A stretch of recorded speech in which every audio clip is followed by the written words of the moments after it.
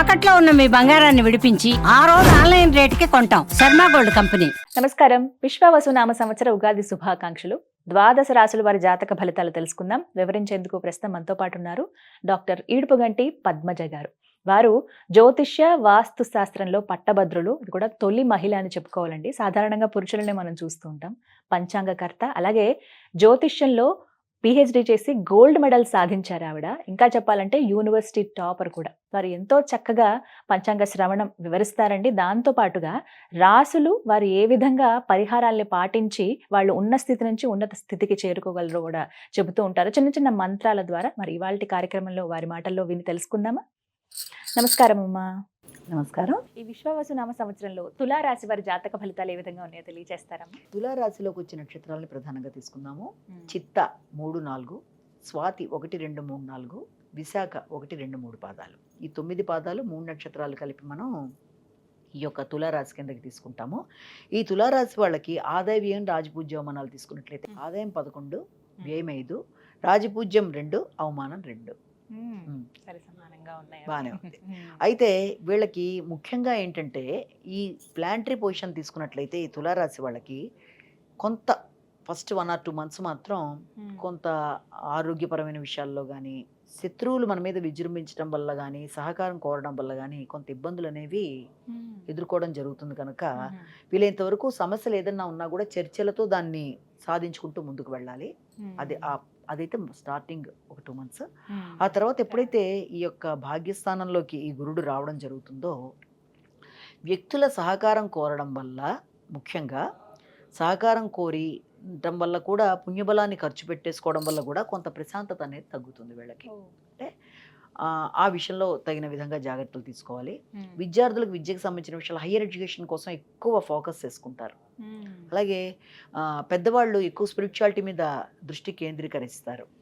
తర్వాత సంతృప్తికరంగా చేద్దాం అనుకుంటున్న కార్యక్రమాల మీద, అంటే యజ్ఞయాగాదులు లాంటివి, కొందరు స్పిరిచువాలిటీ మీద ఎక్కువ ఫోకస్ చేయడం, లాంటి ప్రదేశాలకు వెళ్ళడం, సంఘంలో ఒక పరపతి గుర్తింపు కోసం ఇదే వాళ్ళందరికీ కూడా ఇది కొంత అనుకూలతలతో కూడిన సమయంగా అనుకున్నా కూడా, ఒకటి ఏంటంటే వీళ్ళకి ఎంతసేపు కూడా వ్యక్తుల సహకారం విషయంలో కొంత అసంతృప్తి అనేది ఏర్పడుతుంది. అంటే మనం సజ్జన సహకారం ఉన్నా కూడా ఆశించిన స్థాయిలో వాళ్ళు అందించట్లేదని వీళ్ళు కొంత బాధపడతారు. కనుక దొరికినంత వరకు సంతృప్తిగా స్వీకరిస్తూ ముందుకు వెళ్ళడం బట్టి వీళ్ళకి ప్రశాంతత అనేది ఏర్పడుతుంది. అదొకటి మనం ముందు గుర్తుంచుకోవాలి. అలాగే సంతానం యొక్క అభివృద్ధి కొరకు కూడా చాలా ఎక్కువ విశేషంగా కృషి చేస్తారు. నిర్ణయాలు తీసుకోవడంలో కూడా వాళ్ళ అభివృద్ధి కొరకు వీళ్ళు ఎక్కువ నిర్ణయాలు తీసుకుంటారు. అంటే సంతానం మీద పెట్టుబడుల విషయం కావచ్చు, వాళ్ళకి ఏం చేయించాలి అన్న విషయంలో ఎక్కువ ఫోకస్ చేసుకుంటూ ముందుకు వెళ్ళడం అనేది ఒకటి ఉంటుంది. కానీ శని భగవానుడి యొక్క స్థాన మార్పు అనేది వీళ్ళకి చాలా ప్లస్ పాయింట్ అవుతుంది ఈ సంవత్సరం. చాలా ప్లస్ పాయింట్, చాలా. ఆ ప్లస్ పాయింట్ వల్ల ఏమవుతుందంటే ఇప్పటిదాకా ఉండే రుణాలు ఏదైనా ఉంటే తీర్చేస్తారు, శత్రువుల మీద విజయాన్ని సాధిస్తారు. అలాగే ఆరోగ్యం కూడా వాళ్ళకి ఇదివరకటి కంటే కూడా అనుకూలంగా ఉంటుంది. రోగనిరోధక శక్తి పెరుగుతుంది. అంటే అంతా కూడా కరెక్ట్ ప్రణాళికతో పెట్టుకొని ముందుకు వెళ్ళడానికి వీళ్ళకి అన్ని విధాల అనుకూలత అనేది ఏర్పడుతుంది.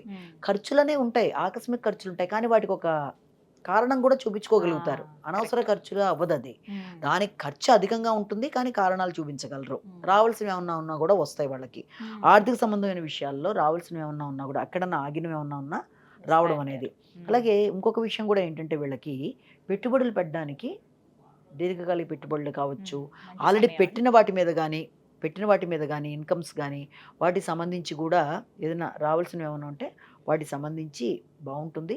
ఎవరన్నా మోసం చేయడానికి ప్రయత్నం చేసినా కూడా దాన్ని వీళ్ళు అధిగమించగలుగుతారు, చేయడానికి చేసే ప్రయత్నాలను అధిగమిస్తారు. కానీ ముఖ్యంగా ఏంటంటే మాత్రం వ్యక్తుల సహకారం మాత్రం వీళ్ళకి ఆశించిన స్థాయిలో లభించలేదు అన్న బాధ మాత్రం వీళ్ళకి ఉంటుంది. అంటే ఇంకా బాగా చేయొచ్చు వాళ్ళని వీళ్ళు అనుకోవడం, కింద సిబ్బంది సహకారం అంత స్థాయిలో వీళ్ళకి లభించడం తక్కువ అన్నది ఒకటి మాత్రం. దాన్ని అధిగమించేట్టుగా మనం శ్లోకాలు చేసుకోవచ్చు. అలాగే దానికి సంబంధించిన శ్లోకాలు, అలాగే రాహుకేతులకు సంబంధించిన విషయాల్లో కూడా, రాహుకేతులకు సంబంధించి కూడా వీళ్ళకి ఏంటంటే మేదాకా అన్ని ఆశించినట్టుగా పకడ్బందీగా చేసుకునే శక్తి సామర్థ్యాలు ఉంటాయి. కానీ ఆ తర్వాత సంతానం విషయంలో వీళ్ళు ఎక్కువ ఫోకస్ చేస్తారు. స్త్రీ సంతానం అభివృద్ధి పరంగా ముందుకెళ్ళిపోతుంది. పురుష సంబంధమైన సంతాన విషయంలో మాత్రం కొంత వాళ్ళు వేరే ఫ్రెండ్షిప్స్కి, అంటే వ్యసనాలకి లోన్ కాకుండా జాగ్రత్తలు అయితే తీసుకోవాల్సి వస్తుంది మొట్టమొదటిగా.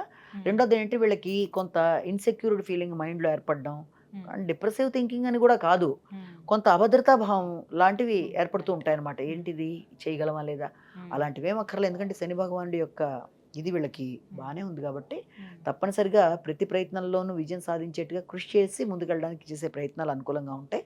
కానీ ఈ రాహుకేతువుల విషయంలో మాత్రం ముఖ్యంగా కేతు వల్ల లాభాలు అందునా కూడా లాభాల మీద విముఖత ఏర్పడుతుంది. ఏదైనా లాభపరమైన పని చేయడానికి మనసు రాదు.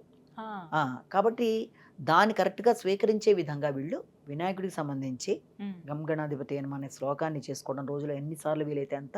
అలాగే ఈ రకంగా యాంటీ థింకింగ్ అంటే బాబాయ్ నేను చేయగలనా లేదా అని కొన్నిసార్లు వాళ్ళ మీద దానికి కూడా దుర్గాదేవికి సంబంధించిన శ్లోకాలు చేసుకోవడం. అలాగే ముఖ్యంగా ఈ శనికి సంబంధించి సహకార లోపం అని బాధపడుతూ ఉన్న దానికి సంబంధించి కూడా వీళ్ళంతవరకు సాయంత్రాలు ఇదే సమయంలో అరుణాచల సేవ చేసుకోవడం, ఇవి చేసుకోవడం బట్టి ఏమవుతుందంటే వ్యక్తుల సహకారం, తర్వాత ఈ యొక్క థింకింగ్ లెవెల్స్లో మార్పులు లాంటివి రావడం, లాభాలను ఉపయోగించుకోవడానికి మనసు రావడం, సో వాళ్ళు అనుకూలంగా ముందుకు వెళ్తారు. మరి ఎటువంటి పరిహారాలు చేసుకుంటే మంచిదంటారండి తులారాశి వారు? ఈ రాశి వాళ్ళు చేసుకునే పరిహారాల్లో ముఖ్యంగా గణేశుడికి సంబంధించి, ఎందుకంటే లాభాన్ని ఉపయోగించుకోవడానికి, అలాగే దుర్గాదేవికి సంబంధించి ఆలోచన విధానంలో మార్పు అంటే యాంటీ థింకింగ్ లేకుండా వైరుధ్యాలు రాకుండా ఉండడానికి, తర్వాత పురుష సంతానం అభివృద్ధి పరంగా ముందుకెళ్ళడానికి దుర్గాదేవికి సంబంధించిన వేదన పూజా విధానం కానీ శ్లోకాలు పారాయణ చేయడం కానీ అవి అనుకూలంగానే ఉంటాయి. అలాగే శనికి సంబంధించి మాత్రం సహకార లోపం అని బాధపడుతున్నందుకు, వ్యక్తుల సహకారం ఆశించిన స్థాయిలో లేదు అని బాధపడుతున్నందుకు ఏదైనా శనికి సంబంధించిన విషయంలో ఏదైనా నువ్వులతో పూజ చేసుకోవడం శివుడికి, లేదా ఆల్రెడీ వాళ్ళు రకరకాల విధానాల్లో శనికి సంబంధించిన పూజా విధానాలు, లేకపోతే వెంకటేశ్వర దీపారాధన, లేకపోతే పెద్దలకు ఏదైనా పెద్దవాళ్ళు ఎవరికన్నా పండు ఫలం లాంటిది ఇచ్చి వాళ్ళతో కొంత సమయాన్ని, ఇంట్లో ఉండే వృద్ధులతే సమయాన్ని వాళ్ళతో గడపడం, ఇవన్నీ కూడా మంచి మంచి పరిహారాలే. చక్కగా వివరించారండి, ధన్యవాదాలు. నమస్కారం.